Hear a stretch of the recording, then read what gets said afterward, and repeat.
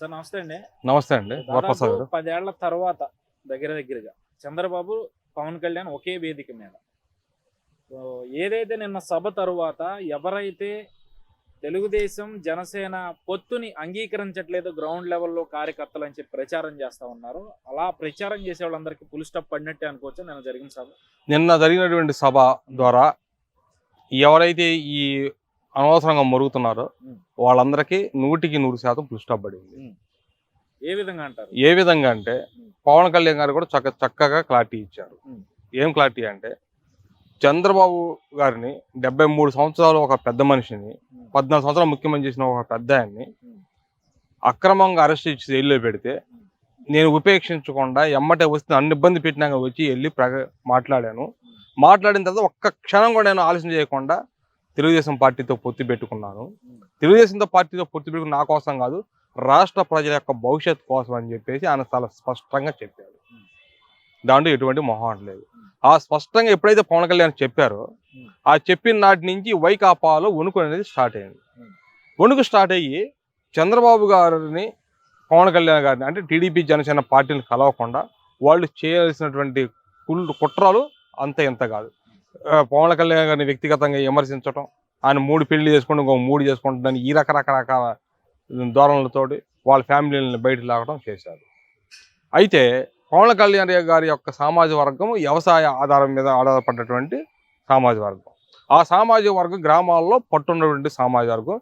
ఈ సామాజిక వర్గంతో మిగతా అన్ని సామాజిక వర్గాలు ఒక అవినాభావ సంబంధం, అన్నదమ్ముల యొక్క సంబంధం లాగా కలిసిమెలిసి ఉంటున్నారు. ఇటువంటివి రేపు ఎక్కడ గండి పడతాయి అనేసి భయపడి వీళ్ళు ఒక గ్లోబల్ ప్రచారం అనేది చేయడం మొదలుపెట్టారు. ఆ గ్లోబల్ ప్రచారానికి నిన్న పవన్ కళ్యాణ్ గారి స్పీచ్ కానీ, లోకేష్ గారి స్పీచ్ కానీ, అలాగే చంద్రబాబు గారి స్పీచ్ కానీ ప్రతి ఒక్కరికి ఫుల్ స్టాప్ పెట్టారని చెప్పేసి నేషనల్ కాంగ్రెస్ పార్టీ తరఫున మేము భావిస్తున్నాం. అయితే నిన్న పవన్ కళ్యాణ్ గారు చేసిన వ్యాఖ్యలు 10 ఏళ్ల పాటు ఈ పొత్తు కొనసాగాలి, రాష్ట్ర అభివృద్ధి కోసం, రాష్ట్ర ప్రయోజనాల కోసమే మా పొత్తు కలిసింది అని చెప్పి చాలా స్పష్టంగా చెప్పిన పరిస్థితి.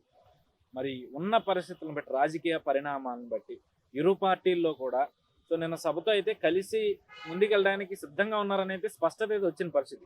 కానీ పవన్ కళ్యాణ్ చెప్పినట్టు 10 ఏళ్ల పాటు కలిసి ఉండే అవకాశం ఎంతవరకు ఉందాం?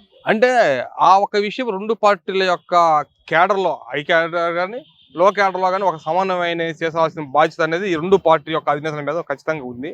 అది సమన్వయం పాటిస్తూ ఎవరి యొక్క విలువ వాళ్ళని కాపాడుకున్నప్పుడు ఈ పొత్తు అనేది 10 సంవత్సరాలు కాదు, ఇంకో 10 సంవత్సరాలు కొనసాగడానికి ఒక అవకాశం ఉంటుంది. ప్లస్ ఈ ఇచ్చే సీట్ల యొక్క విషయంలో కూడా చాలా కీలకంగా వ్యవహరించి ఏ సమాజ వర్గానికి ఇస్తే ఎక్కడ గెలవడానికి అవకాశం ఉందో అవన్నీ కూడా చాలా స్పష్టతతోటి ముందుకెళ్లాల్సిన బాధ్యత కూడా ఇరు రాష్ట్ర ప్రెసిడెంట్ యొక్క భుజస్కంధాలపై ఉందని, ఇరు పార్టీ యొక్క నాయకుల భుజస్కంధాలపై ఉందని చెప్పేసి నేను భావిస్తున్నాను. ఈ రకంగా కనుక కొనసాగితే మటుకు బాగుంటుంది. వీళ్ళు చేసే ప్రచారం ఏంటంటే అవాస్తవం ఉంది వైసీపీ వాళ్ళు చేసే అంటూ. వీళ్ళిద్దరు కలవడంతోనే విజయం అనేది దాదాపు కన్ఫామ్ అయింది. కాదు సీట్లు మెజార్టీ ఏ మ్యాజిక్ ఫిగర్కి ఎన్ని వస్తాయి అనేది చూసుకోవడం తప్పితే ఇప్పుడు దాదాపుగా అయిపోయింది. దాన్ని వీళ్ళు ఎప్పుడైతే ఆయన పొత్తు ప్రకటించిన కాడి నుంచి రకరకాలుగా చేస్తున్నారు. మొన్న సందర్భం కూడా ఒక విషయం చెబుతున్నా. మొన్న సినీ నటులు, సినీ ఇతను పోసాని కృష్ణమురళి గారు ఇప్పుడు సినిమా దాంట్లో ఏదో ఉన్నారు, ఆయనతో ఒక వీడియో చేయించారు. సో కులాల ప్రస్తావన ఏంటి? సరే కులాలు ఏదో పెట్టారు అయిపోయింది.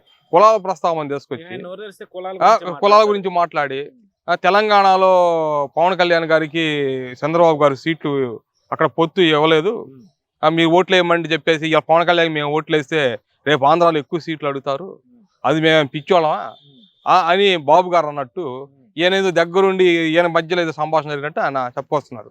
ఇటువంటి ప్రచారాలు మానుకోవాలని పోసాని మురళీకృష్ణ గారికి కూడా ఈ యొక్క ఛానల్ ద్వారా నేను సూచిస్తున్నా.